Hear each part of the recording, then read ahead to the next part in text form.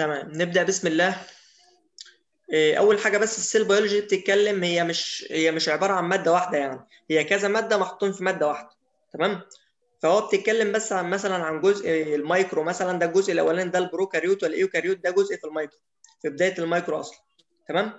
طب بعد كده بنتكلم على شغل كتير في الهيستولوجي، بتتكلم على جزء في الهيستولوجي برضو اللي هو جزء الأورجانيز، ده كله جزء هيستولوجي. تمام. وبعد كده بنتكلم مثلا عن جزء اللي هو الدي ان ايه والار ان ايه، ده جزء اصلا، يعني ده جزء تبع الجينات، تبع الجينيتكس، تبع الجينيتكس. تمام. وبنتكلم في الاخر بقى على جزء الترانسبورت والكلام ده، ده جزء فيسيولوجي. وفي الاخر السيل ديس ده جزء باثولوجي اصلا. فهو ايه، لما من كل المواد، يعني مش سايبه ماده. طيب بنتكلم في الاول بقى على اول حاجه اللي هي السيل. الخليه بتاعتنا اول معلومه عارفينها عنها ان ديت الاستراكشر والفانكشن سيلولار اورجانيل. يعني ايه استراكشر وفانكشن؟ استراكشر يعني الجزء التركيبي، يعني كل نحط خليه جنب خليه جنب خليه نكون اورجان، نكون تيشو، نسيج، ونسيج جنب نسيج جنب نسيج اكون ايه، اكون اورجان، وهكذا لغايه ما اوصل لتكوين الكائن الحي. تمام. والفانكشن كمان لان هي اللي بتقوم بالوظيفه، لان جواها مثلا ميتوكوندريا بتقوم مثلا بتصنيع الطاقه، جواها مثلا النيوكليس بتاعتي هي مين، السيده بتاعت الخليه، واللي بتقوم كمان بمين، اللي بتحمل الجينات بتاعتنا. طيب الثلاث معلومات ده هم ممكن يجي منهم ام سي كيوهات. طيب السيل هي السمولست يونت، هي اصغر وحده. طيب تمام. طب بعد كده الاورجانيزم، اي اورجانيزم عندنا ممكن يكون مكون من سيل واحده، واحنا فيما بعد هنقسم الاورجانيزمات ليوني سيلولار ومالتي سيلولار. يوني سيلولار يعني ايه، يعني مكون من خليه واحده، او مالتي سيلولار مكون من ايه، من كذا خليه. طب يوني سيلولار ده زي مين؟ زي الاميبا. الاميبا مثلا خليه واحده. تمام. او مالتي سيلولار زي الانسان مثلا.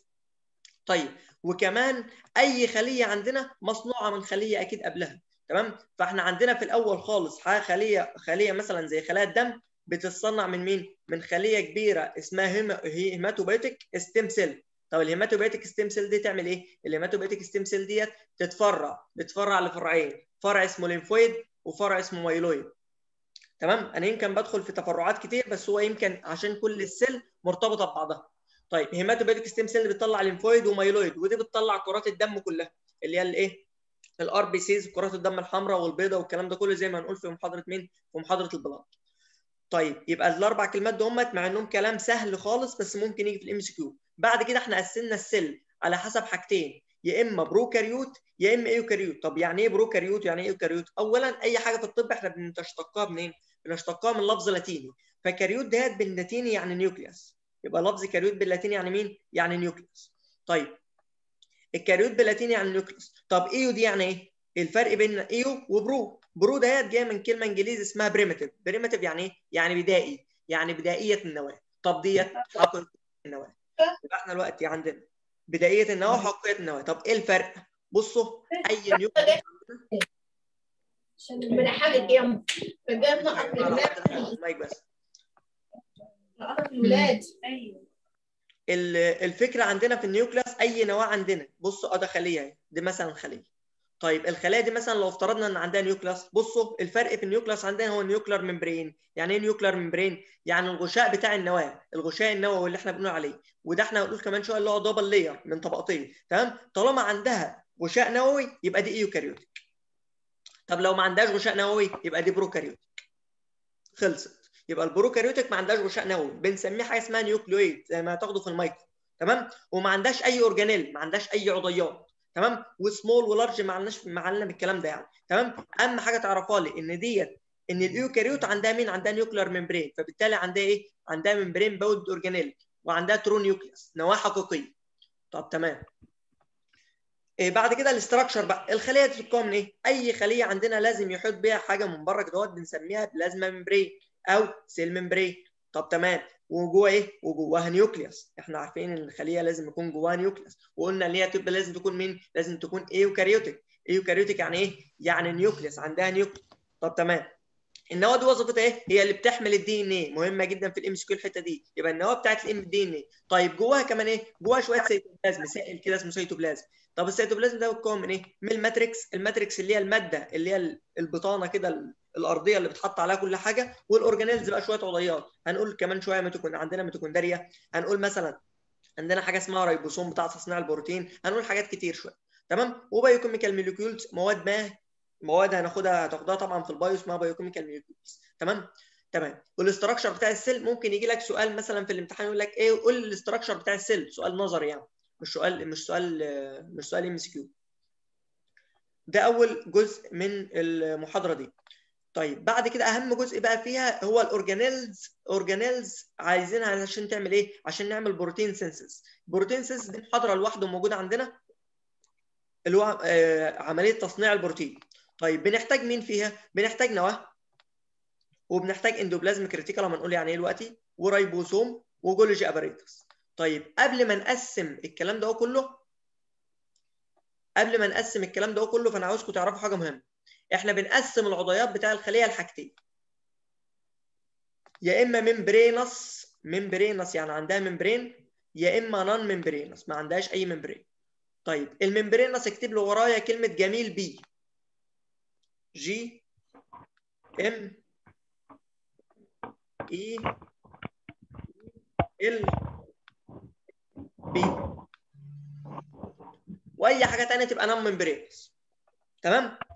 جميل بي اللي هي مين بقى؟ اكتب لي ورايا الجي جولجي ابريتس، الام ميتوكوندريا، والاي اندوبلازميك ريتيكولم، والال لايزوزوم، والبي بروكسيزوم. كل جميل بي دهيت كلهم عندهم ممبرين. طب هم طالما عندهم ممبرين بنسموهم ايه؟ بنسموهم اورجانيل. طب تمام. طب لو ما عندهمش ممبرين بنسموهم ايه؟ لو ما عندهمش ممبرين، نكتب لي المعلومه دي متزوده في المحاضره، ما عندهمش ممبرين بنسميها دكتور ستراكشر.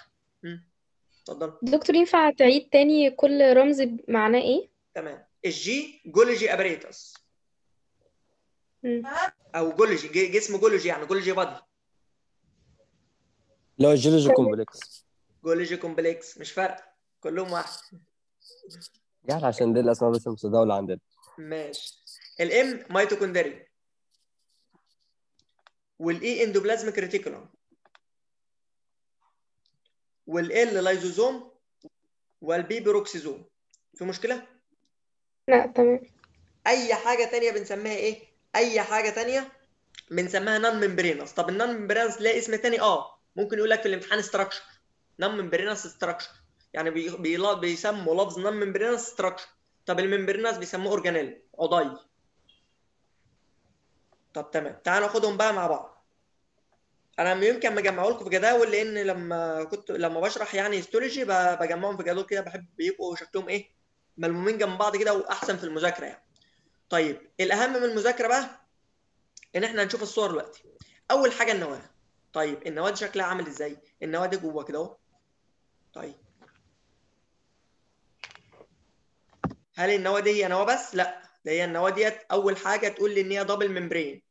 دبل ممبرين مهمه جدا في الام سي كيو، حته دبل ممبرين دي. طب تمام، بتحتوي من بره على النيوكلير انفلوب. طب النيوكلير انفلوب ده هل هو النيوكلير انفلوب كده ما بيسمحش بمرور حاجه؟ لا، ده هو النيوكلير انفلوب فيه حاجه اسمها بورز، اخرام، يعني في هنا خرم، وفي هنا خرم، وفي هنا خرم، وهكذا. تمام. طيب تمام، يبقى احنا دلوقتي البورز، اي بورز وظيفتها ايه؟ تعدي حاجات، تباسج، ممر. تمام، باسج اوف لارج مولكيول. طب تمام، جواها كام ايه كمان؟ جوه النواه حاجه اسمها نويه، خدناها في الثانوي، نويه اللي هي مين؟ النيوكليولس. طيب النوايه دي هي لها وظيفه مهمه قوي، هي اللي بتصنع الريبوسوم. يبقى النوايه هي اللي بتصنع مين؟ الريبوسوم. طب تمام، النوايه ديت بصوا، الريبوسوم ده يعني ايه ريبوسوم اصلا؟ ريبوسوم مكون من مقطعين، ريبو وسوم. ريبو يعني ايه؟ ريبو يعني ار ان ايه، اللي هو ار ان ايه اللي خدناه في الثانوي. وسوم يعني بروتين، جسم اللي هو مين؟ جسم اللي هو البروتين. يبقى الوقت احنا عندنا حاجتين. يبقى الوقت النيوكليوس اول حاجه نيوكلير انفلوب، على من بره غشاء. تمام. دبل ممبرين، عندها دبل ممبرين، مش غشاء واحد، هم غشاءين. طب تمام، اي غشاء عندنا بصوا، اي غشاء ليبيد بايلير وخلاص. يعني ايه ليبيد بايلير؟ يعني اتنين من الليبيد كده، جزء فوق كده اهو، وجزء تحت. هناخده واحنا بناخد الاستراكشر بتاع السيل ممبرين. طب تمام، ولو عندها نيوكليوس، النيوكليوس وظيفتها ايه؟ قلنا عندها بروتين وار ان ايه، وظيفتها تكون الريبوسوم. طيب الكروموزوم عندنا مصطلحين، مصطلح اسمه كروموزوم، مصطلح اسمه كروماتين. طبعا انتوا ما خدتوش الدي ان ايه في الثانوي اصلا. تمام. الكروموزوم ده ايه؟ الكروموزوم دوت واحد دي ان ايه فقط، دي ان ايه فقط، يعني دبل ستراند دي ان ايه كده حته صغيره. امال الكروماتين ده لما الفه يبقى التوتال كوليكشن يحمل كل المعلومات الوراثيه هو مين؟ هو الكروماتين. يبقى الكروماتين ده لما يتلف، انما الكروموزوم ده اللي هو السايب.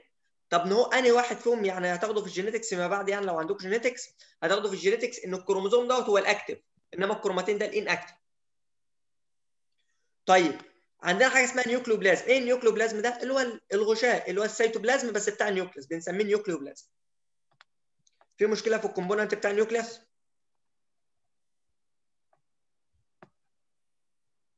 لا تمام يا دكتور. تمام. الاسئله تيجي ازاي؟ الاسئله دي دبل ممبرين دي دكتور، ممكن تيجي. اتفضل.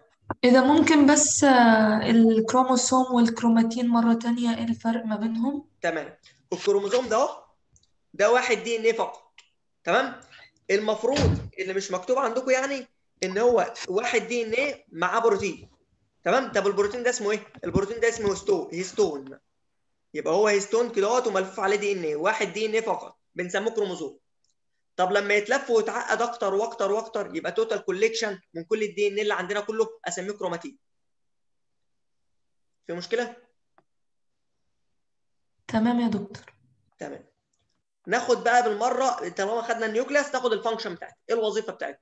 والوظيفه اي وظيفه من دول بتيجي في سؤال نظري، يعني يقول لك مثلا الفانكشن بتاعت اي حد من دول. اول حاجه واحنا عارفينها كلنا ان النيوكليس دي النواه هي اللي بتحمل المعلومات الوراثيه، الجينيتيك ماتيريال، ده اول حاجه. طيب طالما هي بتحمل الجينيتيك ماتيريال فهي اللي مسؤوله عن الانقسام، السيل ديفيجن. طب تمام. وبتتحكم في الاكتيفيتيز اللي هي النشاطات بتاعت جسمك. طيب وهي اللي بتطلع الريبوسوم عن طريق مين؟ عن طريق النيوكليولس. طيب وكمان ايه؟ كنترول البروتين سينثيز، بتتحكم في البروتين سينثيز. ليه؟ لان احنا قلنا اللي بيتحكم في البروتين سينثيز النيوكلاس، من ضمن اللي بيتحكموا في البروتين في تصنيع البروتين. طيب ده اول عضيه عندنا. تاني واحد عندنا اللي هو الريبوسوم. طيب احنا قلنا الريبوسوم من ضمن جميل بي؟ لا، ما كانش من ضمن جميل بي. يبقى الريبوسوم نون ممبرينوس. ما تحفظش بقى، انت عارف اهو، انت عارف التحشيشه هتالف وخلاص. طيب تمام. الريبوسوم ده اهو مكون من ايه؟ قلنا ريبوسوم. الريبوسوم ار ان اي اللي هو الريبوسوم الار ان اي الريبوسومي. ومين كمان؟ وبروتين. يبقى هو دلوقتي مكون من حاجتين، الريبو ده اللي هو الار ان اي، طب السوم اللي هو البروتين. طيب مكون من كام قطعه؟ من قطعتين. لو شفت الريبوسوم دوت ليه قطعه ريبوسوم كنت بتاخدوه في الثانوي حتى، اللي هو كان بيقول لك واحد الريبوسوم الصغيره واحد الريبوسوم الكبير، سمول سب يونت ولارج سب يونت. يبقى هو دلوقتي من اثنين سب يونت، سمول ولارج. طب الريبوسوم ده اماكن وجوده فين؟ والله الريبوسوم ده الاقيه موجود في حتتين، يا اما فري سايح كده في الخليه، تمام، يا اما اتاتشد لمين؟ اتاتشد لحاجه اسمها رف اندوبلازميك ريتيكولم، وهو اللي بيخليها رف. يبقى هو الوقت يا اما على الار اي ار يا اما موجود فين؟ لوحده فري. طيب تمام. يبقى الوقت طيب الريبوسوم دوت بيتصل بمين؟ لما بنيجي ناخد عمليه تصنيع البروتين اقول لكم ان الماسنجر ار ان ايه هو اللي بيمثل البيز اللي في النص كده، والريبوسوم بيجي عليه من هنا ومن هنا عشان يعمل لي مين؟ يعمل لي حاجه اسمها بولي ريبوسوم عشان يعمل عمليه تصنيع البروتين، يبدا عمليه تصنيع البروتين. طيب تمام. والحته الثانيه يبقى هو الوقت البولي ريبوسوم ده موجود فين؟ اتاتشد للماسنجر ار ان اي. طب الثاني الفري موجود فري في السيتوبلازم. طب الاتاتشد موجود فين يا جماعه؟ على الار اي ار اللي هو الرف اندوبلازميك ريتيكولم. في مشكله في الجزء ده؟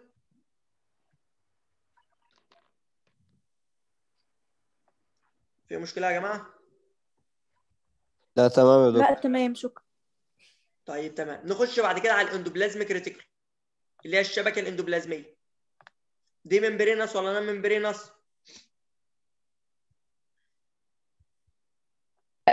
ممبرين. تمام. طيب طالعه منين الشبكه ديت؟ احنا كان عندنا النيوكلير انفلوب اللي هو بتاع الايه؟ بتاع النواه، كان كده. النيوكلير انفلوب ده طالع منه اكستنشن كده. الاكستنشن دي بنسموهم ايه؟ بنسموهم شبكه اندوبلازميه. يبقى الاكستنشن دول بنسموهم ايه؟ شبكه اندوبلازميه. الشبكه الاندوبلازميه ديت يا اما عليها ريبوسومات لسه قايلينها، يا اما ما عليهاش اي حاجه، فاضيه. يبقى الاكستنشن اللي طالع من النيوكلير ممبرين ده اسمه ايه؟ ده الاندوبلازميك ريتيكولم، لان في سؤال بيجي ماتش، فتبقى معلم كل اورجانيل كده بايه؟ بحته. يبقى الاكستنشن بتاع الاندوبلازميك ريتيكولم الايه مع الاي. طيب تمام.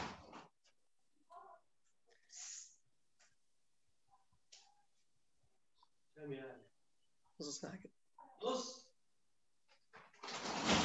يبقى الوقت رف اندوبلازميك ريتيكولم او سموث اندوبلازميك ريتيكولم. الرف دي موجود على سطحها مين؟ على سطحها بروتين اللي هو مين؟ اللي هو رايبوسوم. طب السموث معلهاش اي حاجه. طيب انا عايز اعرف وظيفته. بصوا كده، وظيفه الرف اندوبلازميك ريتيكولم اعرف لي بس واحده بتاعه البروتين، واحده بتاعه الليبيد، ومين؟ الليبيد والكربوهيدرات. مين اللي بتاعه البروتين؟ الرف. ليه؟ لان عندها المكان تصنيع البروتين اللي هو مين؟ اللي هو رايبوسوم. يبقى الوقت الرف بتاعه مين؟ البروتين. طب الباقي مين؟ الباقي عندنا الليبيد اللي هي الدهون، والكربوهيدرات اللي هي مين؟ والكربوهيدرات اللي هي الكربوهيدرات اللي هي الكربوهيدرات. تمام؟ يبقى دي بتاعت مين؟ بتاعت السموث. يبقى الوقت وظيفتهم ايه؟ يعني الجدول دوت دي تبع الاندوبلازميك ريتيكولم. وظيفه الاندوبلازميك ريتيكولم اول حاجه سيرفيس اريا للكيميكال رياكشن، زي ما احنا رسمنا دلوقتي كده. هو كان طالعه منين؟ طالما هي بتزود مساحه السطح، يبقى هي مساحه السطح دي وظيفتها ايه؟ عشان الكيميكال رياكشن، التفاعلات الكيميائيه. تاني حاجه بتصنع بروتين عن طريق مين؟ الرف اندوبلازميك ريتيكولم، لان عندها رايبوسوم. طب بتصنع ليبيد عن طريق مين؟ سموث اندوبلازميك ريتيكولم. طب بتعمل ايه كمان؟ بنخزن جواها مين؟ الحاجات اللي احنا صنعناها. ممكن نخزن جواها كمان البروتينات لفتره. طب وايه كمان؟ بتلعب دور في حاجه اسمها جلايكوزايليشن. يعني ايه جلايكوزايليشن؟ هتاخدوها في البايو الكلام ده. جلايكوزايليشن يعني عمليه ان احنا البروتين دوت بنضيف عليه مواد. البروتين لما بينتج ماده خام، بعد كده عايزين نضيف عليه حاجات. من ضمن الحاجات اللي بنضيف عليه كربوهيدرات. بنسمي دكتور العمليه جلايكوزايليشن. واخر حاجه دكتور اتفضل. مش الاندوبلازميك بتنقل البروتين؟ بتقول ايه؟ الاندوبلازميك بتنقل البروتين. بتنتج البروتين عن طريق الار اي ار. تمام ماشي يا دكتور. تمام. بعد كده الرول لها دور فين في الجلايكوزايليشن؟ الكربوهيدرات. يبقى الكربوهيدرات بنحطها على البروتين. واخر حاجه بتترانسميت السيل امبلس. يعني ايه السيل امبلس؟ النبضه العصبيه من مكان لمكان. ممكن نستخدم السيرفيس اريا ديت في نقل النبضه العصبيه. تمام. دكتور معلش، حتة الجلايكوزيليشن دي تاني معلش. تمام. الجلايكوزايليشن يعني احنا عندنا دلوقتي بروتين، احنا انتجنا بروتين خام اهو. البروتين الخام دوت المفروض انا اضيف عليه مواد عشان اعمل ايه؟ عشان احوله، اعمل له باكجينج واخرجه، اصنع منه حاجه. لان البروتين لما بصنعه في الريبوسوم بيبقى ماده خام، مفيش اي حاجه، ملهاش اي وظيفه، ان اكتف. لازم عشان اكتفه اضيف عليه مواد ثانيه. اضيف عليه مواد زي مين؟ زي الكربوهيدرات. الكلام ده في البايو. لما اضيف عليه كربوهيدرات بنسمي الموضوع ده ايه؟ بنسمي الموضوع ده جلايكوزايليشن. يعني بنخلي البروتينات اللي هي ملهاش وظيفة بنخلي لها وظيفة. ايوه تمام كده. تمام.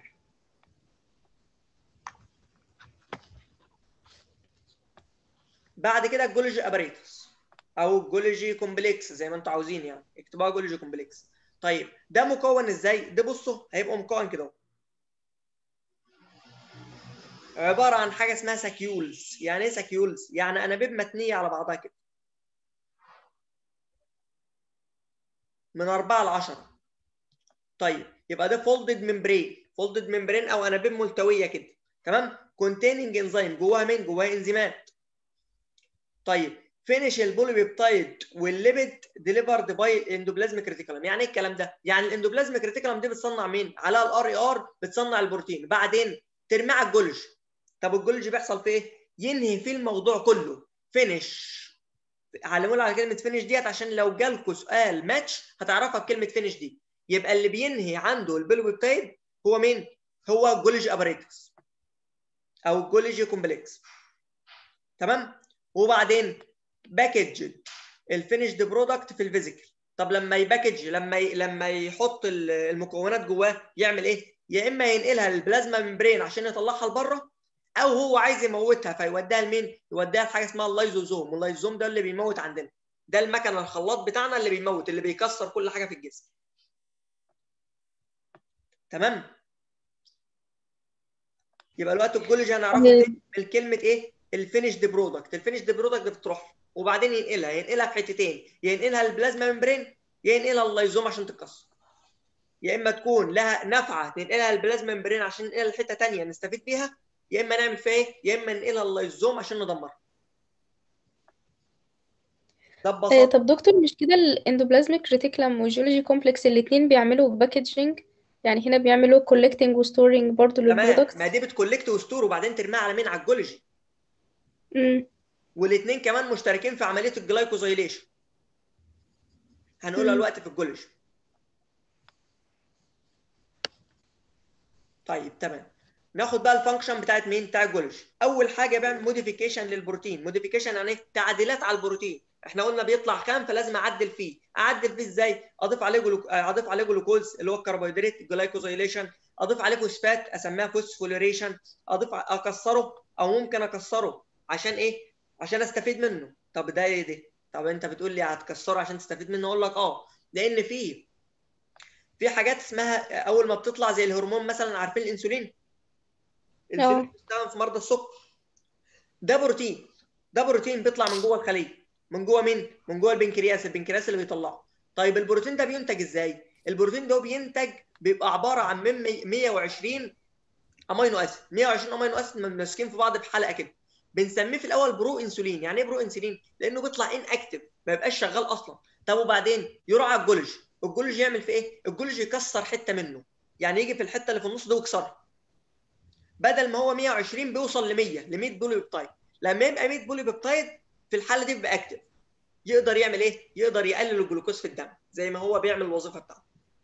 فاهمين الحته دي؟ تمام يا دكتور. تمام، يبقى هو دلوقتي بيعمل موديفيكيشن، جلايكوزايليشن، فوسفوريليشن، بروتيوليسيس. وبيعمل ايه؟ موديفاي البروتين انتو ترانسبورت فيزيكال. بينقل البروتينات لمين؟ للترانسبورت فيزيكال بتاعته. لان هو اللي بيعمل ايه؟ هو اللي بينتهي عنده عمليه البروتين سينثيز. كده احنا خلصنا اول 4 اورجانيل.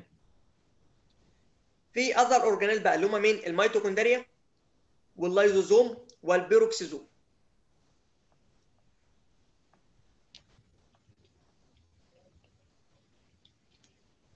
تمام، لسه 10 دقايق. تمام. اول حاجه الميتوكوندريا. طب لو سالت اي حد فيكم الميتوكوندريا وظيفتها ايه؟ اكيد تصنيع الطاقه، الناس كلها عارفاها يعني. الميتوكوندريا دي عامله ازاي؟ الميتوكوندريا دي اول حاجه اللي هي دبل ممبرين. طب هي دبل ممبرين زي الممبرين بتاعت نيوكلاس كده؟ لا، ده الممبرين بتاعها فيها جزء ممبرين اللي بره الاوتر ممبرين عباره عن سموث. سموث يعني ايه؟ ناعم. طب الجزء اللي جوه عامل حاجه خدناها في الثانوي اسمها اعراف، كريستال. يبقى الجزء اللي جوه عامل ايه؟ اللي جوه بيعمل انورد انفاجينيشن لجوه كده، بيعمل تدخلات لجوه، بيعمل اسمها ايه بقى؟ اسمها كريست، اعراف. تمام، يبقى الاورجانيل اللي مسؤول عن الريسبيريشن، عن التنفس عشان ينتج طاقه، هو مين؟ هو الميتوكوندريا. بيحتوي على كام ممبرين؟ 2، الانر ممبرين والاوتر ممبرين. الاوتر ممبرين اكتب لي عليه سموث، ناعم. طب تمام، طب الانر ممبرين اكتب لي عليه بيكون كريست، اعراف. والميتوكوندريا ديت مختلفه عن اي عضيه ثاني، الى انها عندها ايه؟ لانها عندها الدي ان ايه الخاص بيه. يبقى الميتوكوندريا لو قال لك في الامتحان الميتوكوندريا قادره على انها تعمل سيل ديفيجن لوحدها، تقدر. يبقى الوقت لو الميتوكوندريا اتكسرت ممكن تتصلح لوحدها من غير ما تحتاج للكروموزوم، ممكن تتصلح لوحدها عادي، مفيش مشكله. ليه؟ لان عندها الدي ان ايه بتاعها. دكتور، ينفع أول نقطة في الميتوكوندريا اللي هي respiration دي؟ الريسبيريشن اللي هو التنفس. هي عضو التنفس في الخليه. ليه؟ عشان تنتج الطاقه اللي هي اي تي بي، انرجي برودكشن.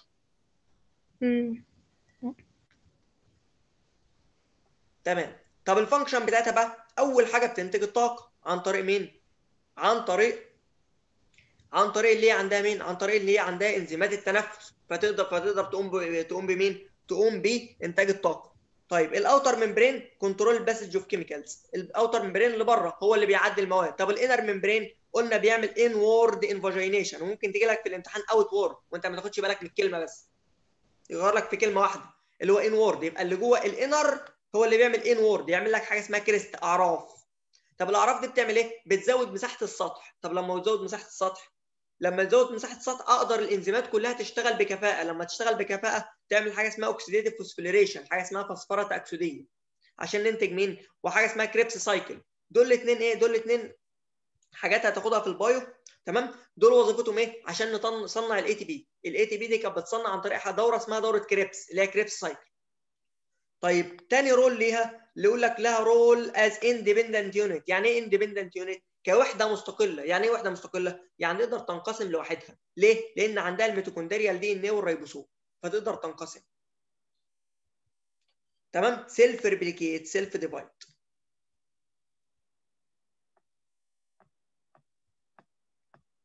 طيب ثالث حاجه ليها اللي هي فانكشن از سيل سرفايفل. يعني ايه سيل سرفايفل؟ ده مهمه في الامتحان، ومهمه في المحاضره اللي انتوا عايزين تشرحوها، المحاضره الاخيره اللي هي السيل ديس. ايه الفانكشن في السيل سرفايفل ديت؟ في حياه الخليه. يعني ايه حياه الخليه؟ يعني هي بتقوم ايه وظيفتها في حياه الخليه؟ طول ما هي الميتوكوندريا بتاعتنا سليمه، طول ما الخلايا بتاعتنا سليمه. طب لو الميتوكوندريا اتكسرت، لو الميتوكوندريا اتكسرت فيها انزيم كده هو جوه اسمه السيتوكروم سي. طب السيتوكروم سي ده لو خرج لبره، بيأكتف مجموعه انزيمات، المجموعه اسمها مجموعه انزيمات الكاسبيز. طب دي وظيفتها ايه؟ دي وظيفتها بتعمل حاجه اسمها ايبوبتوزيس. يعني ايه ايبوبتوزيس بقى؟ يعني سيل سويسايد. يعني ايه سيل سويسايد؟ يعني انتحار الخليه. اقول الحته دي تاني يا جماعه؟ ايوه يا دكتور، ايوه قولها تاني معلش. ماشي. احنا دلوقتي عندنا مين؟ عندنا الميتوكوندريا الممبرين اهو من بره، مفيش مشكله. طيب الميتوكوندريا طول ما هي سليمه، طول ما حياه الخليه ايه؟ طول ما حياه الخليه امان، تمام، مفيش مشكله. طب لو الميتوكوندريا اتكسرت ايه اللي يحصل؟ لو الميتوكوندريا اتكسرت يطلع من جواها انزيم. اسمه ايه الانزيم؟ اسمه مهم، اسمه سيتوكروم سي. طب السيتوكروم سي ده بيأكتف مجموعه انزيمات اسمها ايه؟ كاسبيز، مش عندك، تمام؟ بيأكتف مجموعه انزيمات وخلاص. طب مجموعه الانزيمات اللي لما بتأكتف بتعمل ايه؟ بتعمل انتحار للخليه، ايبوبتوزيس. طب ليه بتعمل كده؟ عشان تحافظ على الخلايا الاخرى سليمه، تمام؟ فربنا خلق فيها حاجه بروجرام كده جواها اللي يعمل ايه؟ يعمل ايبوبتوزيس. طالما الخلايا دي احنا مش هنستفاد بيها نكسرها، تمام؟ عن طريق ان هي مجموعه انزيمات اللي جواها دي اللي هو بيأكتفها مين؟ السيتوكروم سي. خلاص يا جماعه؟ دكتور معلش الانزيم اللي هي بتعمل له اكتيفيت اسمه ايه؟ السيتوكروم سي ولا الثاني الكاسبيز؟ ايوه تمام. الكاسبيز. الكسبيز ده مش علينا؟ لا مش عليكم، مش عليكم، هو تاخدوه في اه الباثولوجي. ماشي يا دكتور. مش تمام هو ماشي. احنا كنا خدناه في السيل ديس في آخر محاضرة اللي ايوه يا هو دكتور، هي الكاسبيز علينا لاين؟ في اخر محاضرة، علينا. الكاسبيز موجود؟ لا ما انا عارف ان موجود، اه اسمه كاز 9 تقريبا. اعتقد موجود بتهيألي. ايوه، وكاسبيز 8 تمام 8 و9 تمام. و3. خلاص يا جماعه عرفت انتم مذاكرين، تمام. تمام. بعد كده مين؟ اللايزوزوم. احنا حافظين اللايزوزوم ممبرينس ولا نون ممبرينس؟ ممبرينس، خلصت. واورجانيل عشان هو ممبرينس، تمام. اهم حاجه في اللايزوزوم دوت ان هو بيعيش في بي اتش 5. البي اتش بتاعه 5. ليه؟ لانه في انزيمات بتجبره، في اسيد هيدروليز، انزيم اسمه اسيد هيدروليز. طب الانزيم ده بيجبره انه هي الوسط بتاعه يكون حامضي، هو اسمه اسيد اهو، حامضي، اسيد، تمام. طب هو عنده انزيمات اسمها ايه بقى؟ اسمها دايجستيف انزيمز. يعني ايه دايجستيف انزيمز؟ يعني انزيمات هاضمه. طيب وظيفته ده ايه؟ ده الخلاط بتاعنا، الجولجي صنع حاجه ومش عجباني، او في خليه كبيره في السن مثلا، تقوم رايحه له اللايزوم يقوم واخدها جواه ومكسرها عن طريق الدايجستيف انزيم اللي جواه. اسمها ايه؟ اسمها اسيد هيدروليز، اسمها مهم. طيب بريك داون اوف نون فانكشنال ماكرو مولكيولز اند اولد اورجانيل. يعني الحاجات اللي مالهاش لازمه والحاجات الكبيره في السن. زي مين الكبير في السن؟ زي مثلا حاجه زي الار بي سيز مثلا، فتره عمرها 120 يوم واكثر من 120 يوم بتتكسر عن طريق اللايزوم. طيب اللي بعد كده هو البيروكسيزوم. ممبرينس ولا نون ممبرينس؟ ممبرينس. طيب بتكون منين ده؟ بتكون من الاندوبلازميك ريتيكولوم. يبقى مين اللي بيكونه؟ الاندوبلازميك ريتيكولوم. طيب اما اللايزوم بيتكون منين؟ بيتكون من الجولجي كومبلكس. علم لي على دول معلش. يبقى دول البروكسيزوم بيتكون من اندوبلازميك ريتيكولوم، اما اللايزوم بيتكون من الجولجي كومبلكس. طيب البروكسيزوم ده بيحتوي على مين؟ على انزيمات محلله اسمها ايه بقى؟ اسمها اوكسيديتيف، انزيمات مؤكسده. يبقى ده دايجستيف، انما ده مين؟ اوكسيديتيف، مؤكسد. اسمه ايه بقى؟ اسمهم كاتاليز. واحد تاني اسمه يوريك اسيد، تمام؟ اوكسيديز. يبقى دلوقتي انزيمين، كاتاليز ويوريك اسيد اوكسيديز. يوريك اسيد اوكسيديز ده بيعمل ايه؟ بيأكسد حاجه اسمها البيورين. انت عارفين البيورين؟ قاعده البيورين، عارفين قواعد البيورين يا جماعه؟ لا مين اللي كان بيقول الدي ان اس؟ تعال انا والله قول البيورين بس بقى. مش فاكر. ما انا مش فاكر. البيورين دول انهي قاعدتين؟ الاي والجي، مم. الادينين والجوانين، اسمهم على بعض بيورين. افتكرته. خلاص كانت في فاكرتهم ثالثه ثانوي كده؟ دي. ماشي يا كانت في عم، ثالثه ثانوي. ماشي افتكرتها. خلاص. ماشي يا دكتور. هو بيكسر البيورين عشان ينتج اليوريك اسيد. خلاص. طب تمام. طب دكتور، يعني oxidative enzymes يعني ايه؟ اوكسيديتيف يعني مؤكسده، انزيمات مؤكسده. يعني بتكسر برضو زي بتاكسد ما الدايجستيف برضو بتكسر. بتاكسد مين بقى؟ طب اقول لك اهو، في معلومه كويسه. عندنا ماده بتطلع من الخليه لما الخليه لو مثلا حاجه بكتيريا دخلت لنا مثلا الخليه، البكتيريا دي ممكن تطلع ماده اسمها H2O2 اللي هو ميه الاكسجين اللي جوه من الصيدليه. مم. ميه الاكسجين ديت مشكلتها انها سامه على الخليه، يعني لو اتوجدت في الخليه هتموتها، هتموت الخليه بتاعتها. عشان كده احنا عندنا البروكسيزوم ده. البروكسيزوم ده وظيفته ايه؟ البروكسيزوم ده وظيفته ان هو لو شاف ال H2O2 يكسرها لمين؟ لميه H2O واكسجين. عرفتوا وظيفته بقى؟ ميه ومين؟ واكسجين. يبقى ده وظيفته. يبقى هو الوقت اهو بريك داون اوف هيدروجين بيروكسيد اللي هو ال H2O2. عشان ايه؟ عشان يحمينا من الضرر بتاع الهيدروجين بيروكسيد ده. يبقى هو الوقت اهم وظيفه دي بيكسر الهيدروجين بيروكسيد. طب له وظائف ثانيه؟ اللي هو بيعمل ايه؟ بيعمل بيتا اوكسيديشن للفاتي اسيد. يعني ايه بيتا اوكسيديشن؟ الكلام ده كله في البايو، يعني الكلام ده بايو، اللي هو بيعمل اكسده للاحماض الدهنيه. اكسده لمين؟ للاحماض الدهنيه الزياده. بتعمل لها اكسده عن طريق مين؟ عن طريق البيروكسيزوم. طب البيروكسيزوم ده موجود مين فين؟ في الليفر. يبقى اكتر مكان موجود فيه فين؟ في الليفر. بيكسر الدهون الزياده وبيعمل